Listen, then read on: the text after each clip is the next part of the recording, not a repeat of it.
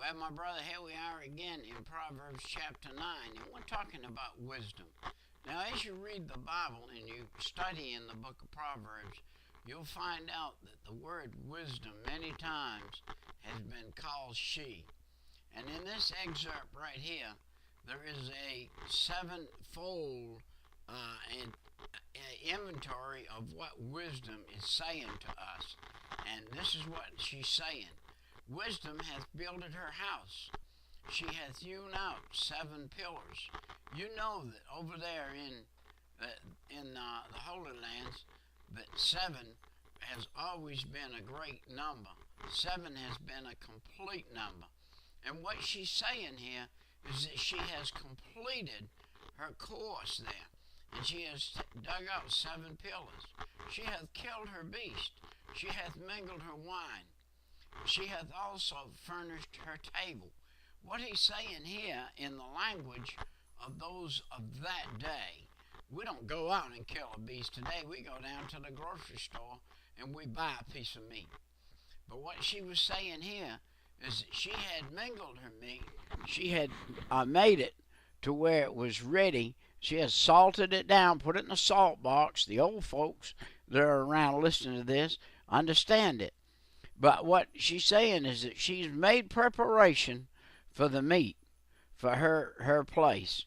She hath sent forth her maidens, and she hath cried upon the highest place of the city. Now she sent forth her maidens. Now, many of us today don't have the ability to hire maids and whatever and have them go out and prepare a way for us or go do something for us, so that we just have to do it ourselves. But this was somebody who was able to do that. And Jesus Christ has sent forth his people and prepared a way on this earth so that his word can go forth. And when you're reading the Proverbs, they're a likeness of Christianity too. They're also a likeness of what we're supposed to do. We're supposed to prepare our house or prepare the church house. We're supposed to send out money to missionaries, and we're supposed to do the things that would prepare the way. It said, whosoever is simple, let him turn in hither. As for him that wanteth understanding, she saith to him, come eat of my bread, and drink of my wine, which I have mingled. Forsake the foolish, and live, and go in the way of the understanding. We need to forsake the foolish and live. We need to forsake our old foolish ways that we had before we got saved. We had foolish ways. We need to forsake those and live. And we can live and live properly if we will do away with those things which are troubling us, which the devil would bring on.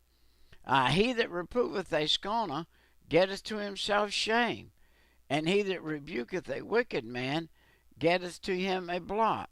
If you're saved, you need to be very careful. If you've asked Jesus to forgive you of your sin, come into your heart and save your soul, you need to be very careful in life, the way you walk, the way you talk, how you would say something to somebody, especially a scorner, because a man that doesn't know the Lord, what your duty is to be gracious to him, to be nice to him, to treat him like somebody evidently treated you if you've been saved, and that way there you will not run him off. And that's what you don't want to do. You don't want to run him off. You want to keep him close by to where you can talk to him. And he said, give instruction to a wise man, and he will be yet wiser. Teach a just man, and he will increase in learning. So you need to find out those who are already wise, and you need to mingle with them. You need to do things with wise people so you can make yourself wiser. I seek out every day wisdom from wise people. The Bible says that in much counsel there's much wisdom. And I search for that wisdom.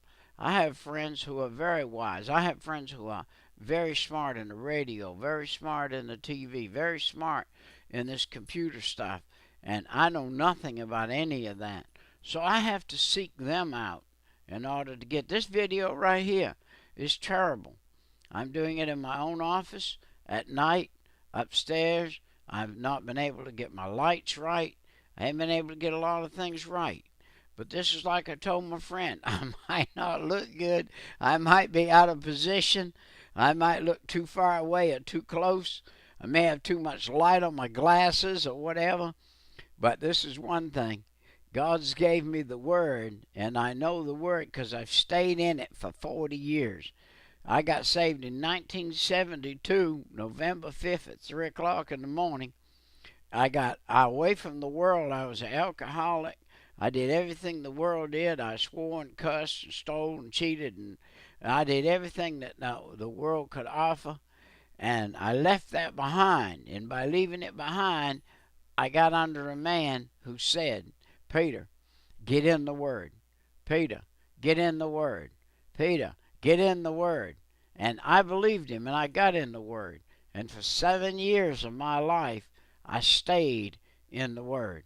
I raised 6 children, and raising those 6 children, God gave me grace and peace, and I still have it. I still have grace, and I still have peace when I'm not trying to get this computer to do what I want it to.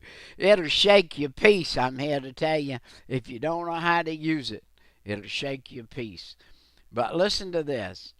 He that reproveth a scorner get to himself shame. Reprove not a scorner. Give instruction and get instruction from the wise. And verse 10 of chapter 9 says, the fear of the Lord is the beginning of wisdom, and the knowledge of the holy is understanding. I need wisdom, my brother and sister, and I need knowledge, and I need understanding. Do you know what I want to do? I want to go to bed tonight, and I want to sleep like a baby. And you know how I'm going to do that? I'm going to go to bed with some Word in my heart. Even better than that, I don't know what kind of machines you have in your house or what you have that's at your bedside, but I have a tape recorder at my bedside, and I put on some old tapes of some old preachers at night, and I'll listen to me a preacher. And if that don't put me to sleep, I'll put a tape on of Alexander Scourby reading the King James Version Bible. And if that doesn't put me to sleep, I get something else that's spiritual and put it on too. I have some nice songs that are quiet. They talk about the resurrection, the death, the burial. They talk about Jesus rising again. And they talk about true things. The things that you absolutely need in your heart. The things you need to learn more and more every day. Verse 11 says, but by me the days shall be multiplied, and the years of thy life shall be increased.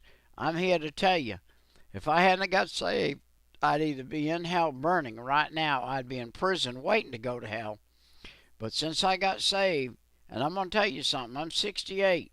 Had I kept going the life I was going at the age of 30, if I had made 35, it would have been a miracle, and without dying. And because I was on that path. And I'm here to tell you, I've been saved 40 years, and in 40 years I can't even count the number of friends I've had die that were much younger than I, by getting away from the Lord, going over Fool's Hill, and end up dying, acting foolish. And verse 12 said, I see our time is getting close. It said, if thou be wise, thou shalt be wise for thyself. But if thou scornest, thou alone shalt bear it. If you scorn the Lord, you're going to bear it. If you get away from God, if you sow to the whirlwind, you're going to reap the whirlwind. Quickly, I've got to say this. You can break fellowship with God, but you can't break relationship. If he's came in your heart and saved your soul, and he's now your father, and you do something bad, you broke fellowship, not relationship. Well, this has been Brother Peter. with tidbits from the Word. And I'll see you next.